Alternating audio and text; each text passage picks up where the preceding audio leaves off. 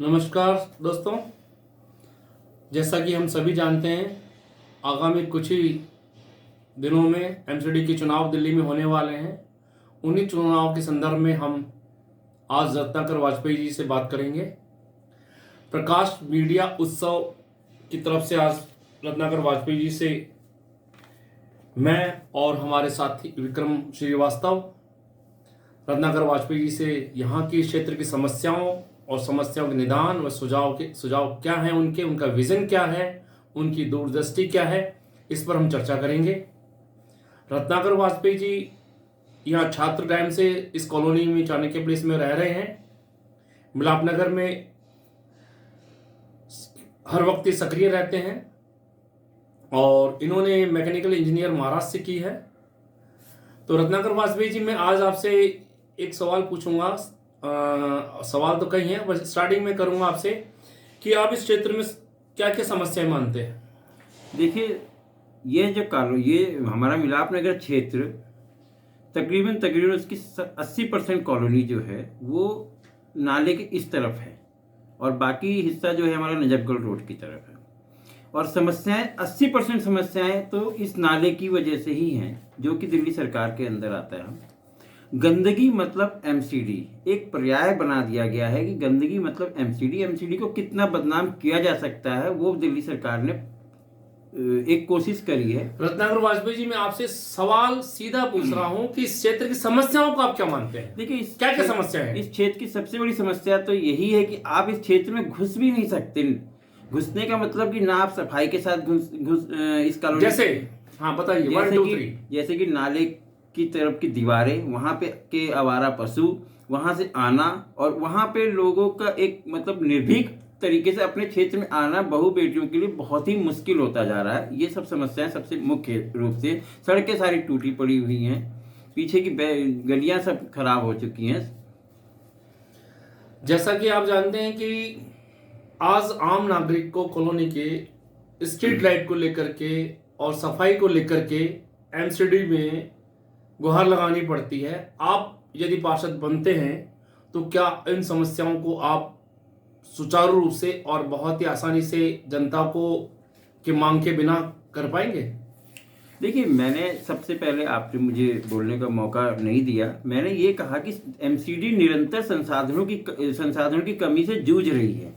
वो किसी को नहीं पता। आए दिन बजट की डिमांड करी जाती है। दिल्ली सरकार ने काफ़ी हद तक बजट रोके हुए हैं। उन संसाधनों की कमी की वजह से एमसीडी काम नहीं कर पा रही है। हमारी कोशिश ये है कि हम उन संसाधनों को अपना बढ़ावा दें और एजेंसियों से अच्छी तरीके से काम करवा सकें। विक्रम जी, आप पूछिए सवाल रत्नाकर जी से। वाजपेयी जी, जैसे कि कई बार 10 साल से भाजपा एमसीडी में है और कई बार ये देखने को मिला है कि भाजपा जितने भी एमसीडी के कर्मचारी हैं उनको सबसे ज़्यादा दिक्कत का सामना करना पड़ा है अपनी सैलरी को लेकर। कई बार ये लगा है कि दिल्ली सरकार ने, मुख्यमंत्री जी ने बोला है कि दिल्ली एमसीडी अपने कर्मचारियों को सैलरी नहीं दे पा रही। इस पर आपका क्या कहना है, मतलब कि कहाँ से सैलरी की दिक्कत आ रही है एमसीडी में और कहाँ से इसका मेन पॉइंट है कि कहाँ से किस चीज़ को सैलरी कहाँ से रोकी जा रही है सैलरी? देखिए, जिस दिन से सरकार बनी है दिल्ली सरकार केजरीवाल जी की, एक फेक नैरेटिव सेट किया गया। आप हमारे बजट्स को, हमारी मतलब भाजपा शासित एमसीडी को पहले ही दिन से कमजोर करने की कोशिश करी गई है। इस सरकार ने सिर्फ एक ये चीज़ बताई है कि ये काम हमारा, ये काम हमारा नहीं, ये काम हमारा, ये काम हमारा नहीं है। एक डिफाइन किया गया। डेमोक्रेटिक सिस्टम में सब लोग एक कलेक्टिव रिस्पॉन्सिबिलिटी होती है कि उस काम को करना है। क्षेत्र के व्यक्ति को ये नहीं पता कि सरकार, ये केंद्र सरकार का काम है कि ये राज्य सरकार का काम है कि ये किसी को। लेकिन सैलरी को लेके मेन चीज क्या है कि सैलरी की आपके मतलब एमसीडी की तरफ से मैंने आपको बोला, आपने देखा होगा अभी डॉक्टर्स की भी स्ट्राइक हुई एमसीडी। हमारे पास बजट ही डे टू डे कट होता जा रहा है, जिसकी वजह से हम अपने जो सीमित संसाधनों में कोरोना काल के अंदर भी जितनी सेवा हमारे एमसीडी कर्मचारियों ने दी है, आप दिल्ली सरकार के किसी भी कर्मचारी की उसमें देख लीजिए कि किस कार्यकर्ता या उनके विधायक कितना सड़कों के ऊपर थे। हमारे निगम पार्षद सड़कों पे थे और उन्होंने सैनिटाइजर से लेके, मास्क से लेके, डेंगू से लड़ाई, जीवन से लेके मरण तक की पूरी जिम्मेदारी। दिल्ली सरकार ने तो कई बार आरोप लगाया कि एमसीडी भ्रष्टाचार में डूबती जा रही है, हर जगह भ्रष्टाचार कर रखा है एमसीडी ने। कहीं भी देखो मकानों पे पैसा ले रही है, कहीं पे बिल्डर पड़ रहे हैं वहां से पैसा ले रही है, सिर्फ भ्रष्टाचार में डूबी है देखिए, MCD। कुछ अपवाद हो सकते हैं, मैं ये नहीं कहता, कुछ अपवाद हो सकते हैं और पूरी तरीके से कोई भी सिस्टम जो है क्लियर नहीं है। कुछ अपवादों को मैं भी स्वीकारता हूँ कि कई जगह लोगों को देना पड़ा है, पर जो सरकार ईमानदारी का ढोल पीट के आई थी, क्या उसके विधायकों में वो ईमानदारी है? क्या वो पैसा उनसे नहीं लिया जा रहा है? अगर मुझे मौका मिला तो मैं कई लोगों के नाम के साथ दावे प्रस्तुत करूंगा कि कौन कौन पैसे दे रहा है। एमसीडी में तो क्या पहले बुजुर्ग पेंशन मिलती थी, विधवा पेंशन मिलती थी, आज वो भी रुकी पड़ी है एमसीडी के अंदर तो चीजें।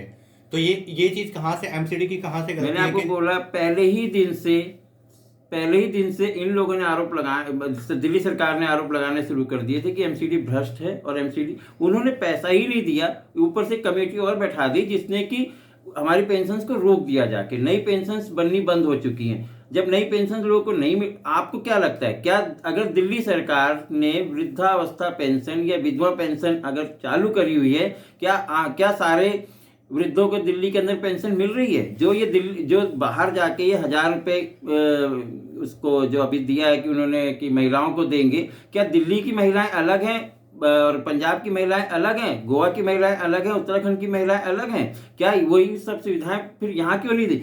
देखिए, भ्रष्टाचार तो उसी दिन शुरू हो जाता है जब आप फ्री कुछ देना शुरू करते हैं। सरकार 5 साल के लिए बनाई जाती, आपने बिजली फ्री कर दी, पानी फ्री कर दिया। हम भाजपा कभी इन सब चीजों में फ्री की राजनीति नहीं करती। रत्नाकर वाजपेयी जी, आप जो केजरीवाल जी दिल्ली में सरकार जिन्होंने बनाई थी, वो भ्रष्टाचार के ऊपर उनका मेन मुख्य मुद्दा था। तो क्या आप मानते हैं केजरीवाल जी ने के आने के बाद में दिल्ली के अंदर भ्रष्टाचार कम हुआ है?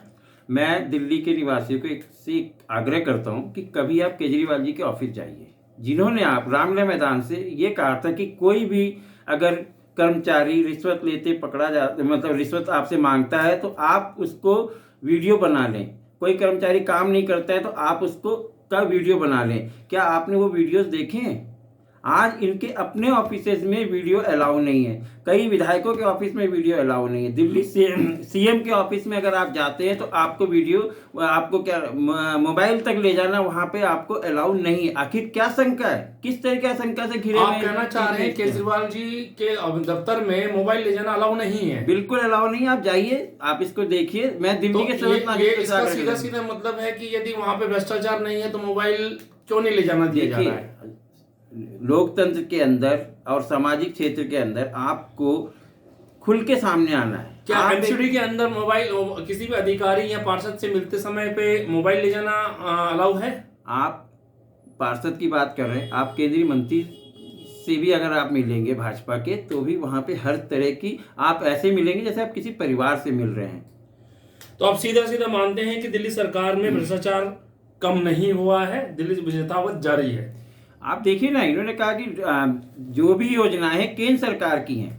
आप दिल्ली सरकार ने यह कहा कि आप लाइसेंस बनाने के लिए पैसे मत दीजिए। क्या लाइसेंस बनाने के लिए पैसे देने बंद हो गए हैं? क्या वहां पे दलाल खत्म हो चुके हैं? दिल्ली में केजरीवाल जी की शराब नीति को किस नजर से आते हैं?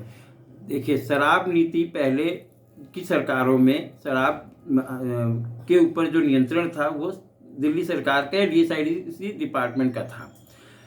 शराब एक प्रॉफिटेबल, जो मतलब आप ये कह सकते हैं कि राज्यों के मैक्सिमम मुनाफा जो आता है वो शराब से आता है। ऐसा क्या हुआ कि उस मुनाफे को, जिस तरीके से लोग मतलब आरोप लगाते हैं कि आपने ये उपक्रम बेच दिया, आपने वह उपक्रम बेच दिया। उपक्रम कब बेचे जाते हैं? जब वो घाटे में चल रहे थे। ऐसा क्या हुआ कि शराब की दुकानें घाटे में चलने लगी और उसके लिए आपको प्राइवेटाइज करने पड़ा दुकानों को? इसका जवाब कौन देगा? ऐसी आपने किस तरह की इनकम बढ़ाई? यानी कि आप दिल्ली के लोगों को ज़्यादा से ज़्यादा तादाद में शराब परोसना चाहते हैं, बच्चे भी शराब पिए, पिंक बार खुले, पिंक शॉप्स खुले। आप शराब को बढ़ावा देके समाज को किस दिशा में ले जाना चाहते हैं?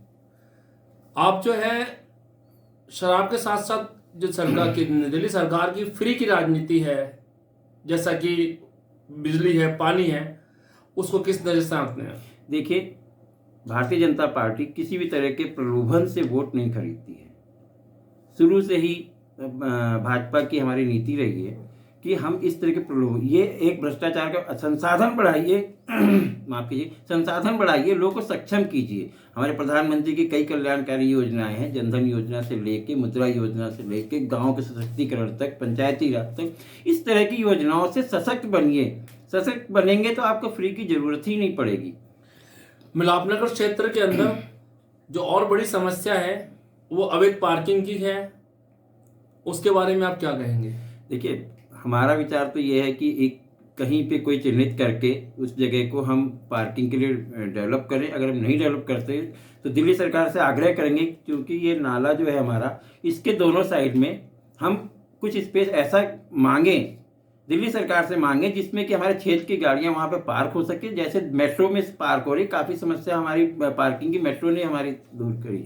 नहीं, दिल्ली सरकार से आप मांगेंगे, सरकार दिल्ली की अभी रहेगी, तो आप पार्षद का चुनाव यदि आप जीतते हैं तो पार्षद के तर्ज पर, मतलब पार्षद के पद पर रहते हुए आप इन कार्यों को जो आज दिल्ली सरकार नहीं होने दे रही है या नहीं कर पा रही है एमसीडी, उन कार्यों को आप कैसे कर पाएंगे? देखिए, मेरा पार्षद का चुनाव लड़ना सिर्फ एक चुनाव नहीं है। मेरा पार्षद का चुनाव लड़ना, मैंने, हमारा जो संगठन था अवर दिल्ली वाइस ऑर्गेनाइजेशन, उसमें हम पार्षद भी नहीं थे, उसके बाद भी हमने बहुत काम करवाए हैं। पार्षद का चुनाव इस लड़ने का जो हमने फैसला किया है, या हमारी कोर कमेटी ने जो डिसीजन लिया कि हमें चुनाव लड़ना चाहिए, कहाँ कहाँ पे हम कमज़ोर हो जाते हैं, जहाँ जिस जगह पे हम कमज़ोर हो रहे हैं और जनता को सुविधाओं का लाभ नहीं पहुँचा पा रहे हैं, उन सुविधाओं को पहुँचाने के लिए ही हमने अपने चुनाव लड़ने का निर्णय लिया है। आप, जैसा कि आम आदमी पार्टी से एक नाम चर्चा में आ रहा है, सुरेश कुमार जी, जो पहले कांग्रेस में थे, वो सिविल इंजीनियर हैं, अब मैकेनिकल इंजीनियर हैं, तो क्या इस बार चुनाव दो इंजीनियरों के बीच में होना है? सुरेश कुमार जी का स्वागत है, सिविल इंजीनियर है, पूर्व में वो कई चुनाव लड़ चुके हैं, कई चुनाव लड़े हैं, विधायक का भी लड़ा है उन्होंने। और उसकी चुनाव जनता करती है लोकतंत्र में, मैं और आप निर्धारित नहीं करते हैं कि हमें किसको चुनना है। मेरे पास, आप उन्हें, सुरेश कुमार जी को अपना प्रतिद्वंदी मानते हैं? मैं किसी एक व्यक्ति के नाम नहीं ले सकता, क्योंकि अभी जब तक चुनाव की तारीख और चुनाव के कैंडिडेट डिक्लेयर नहीं हो जाते, तब तक सारे ही एक दूसरे के प्रतिद्वंदी हैं। क्या भाजपा के अन्य जो प्रत्याशी हैं जो टिकट की दावेदारी कर रहे हैं, कुछ लोग तो सुनिश्चित कर बैठे कि टिकट उन्हें ही मिलेगा, ऐसे में आप अपने आप को कहाँ आंकते हैं? देखिए, चुनाव लड़ना और चुनावी प्रक्रिया में आना भारत के मतदाताओं का और भारत के नागरिकों का एक स्वैच्छिक अधिकार है। हम लोग पार्टी से जुड़े हुए हैं और शुरू से ही भाजपा की विचारधारा से जुड़े हुए हैं। भाजपा की नीति यही है कि एक नीचे से निम्न स्तर से के कार्यकर्ता से लेके वरिष्ठ कार्यकर्ता से लेके और ऊपर तक का कोई भी चुनाव लड़ सकता है। और भाजपा कार्यकर्ताओं की सबसे ज़्यादा कार्यकर्ता पूरे विश्व में अगर किसी के हैं तो भाजपा के हैं। और भाजपा में एक साधारण से कार्यकर्ता नरेंद्र मोदी जी प्रधानमंत्री बन सकते हैं, इसलिए हमने अपनी दावेदारी। ये भी तो हो सकता है कि भाजपा के अंदर जैसे देखा गया अन्य पार्टियों से जो लोग आते हैं उनको भी टिकट दे दिया जाता है, तो क्या ऐसा इस क्षेत्र में तो नहीं है कि अन्य पार्टी से कोई विलीन हुआ हो कुछ गत वर्षों में और उसे अचानक टिकट दे दिया जाए, फिर ऐसे में आपका क्या रिश्ता है? देखिए, हमारी विचारधारा से प्रभावित होते हैं तभी दूसरी पार्टियों के लोग हमारी पार्टी में आते हैं। यह निर्णय शीर्ष नेताओं को लेना है, मैं उस स्तर पे अभी कुछ नहीं कह सकता। साथ ही मेरे साथी विक्रम जी और कुछ सवाल पूछना चाहेंगे?